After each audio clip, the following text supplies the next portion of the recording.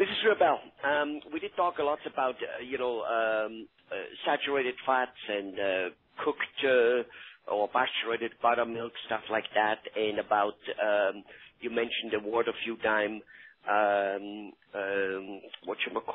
processed foods. Now, when you go to the supermarket, you find aisles and aisles of what I think, but you please, correct me there, of what I think processed food, but they're advertised as healthy food, lean foods, lean cuisine. I look at them and I go, why would anybody eat this? Because I can put it in the refrigerator and eat it, 9 months later. So that gotta be processed like hell. How the heck can that be good?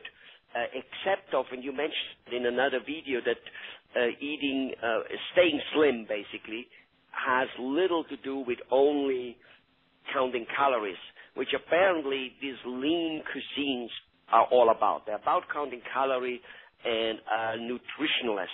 But that's my take, my feeling. What do you say? There are many different quote diet foods out on the market, and they can advertise basically very broadly. And just because a certain company puts a label on its food and says it's healthy doesn't ensure that it's healthy. There's a lot of hidden ingredients in these foods that, if you're trying to reduce weight or just stay healthy, that, it's not going to help you along.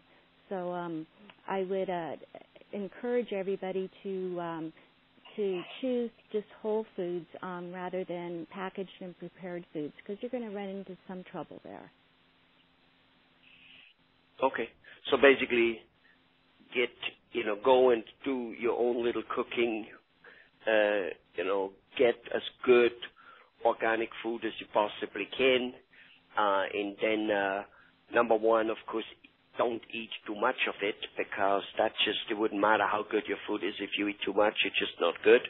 And B, follow some rules, like you mentioned, the rule about if you eat your protein and your steaks or your chicken and fish, and then try not to have too many carbs right with it, but eat the carb an hour or two later.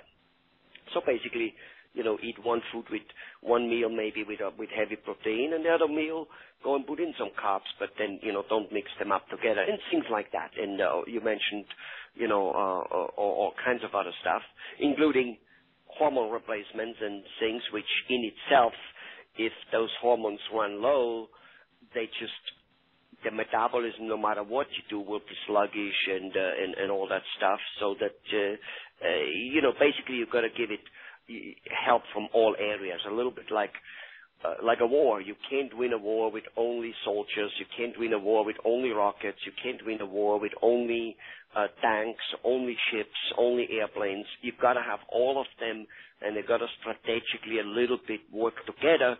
Otherwise, again, if you send one in after the other one, if the soldiers are all dead, you send in all the airplanes, and if they're all shut down, then you send in all the tanks. It doesn't work either. You've got to kind of put them in a strategy, and it's only the way I see it, because we talked for quite a while here, and there's an educational process, and the only shortcut I see is in terms of like getting educated for a long time, which one should, I think, is go to a professional like you, like your husband, get the lowdown, get the tests, and then get the guidance through, just the way we would go to a coach for just about anything else. Absolutely. Yep, you're correct. Thank you very much, Mrs. Riopelle. Bye-bye.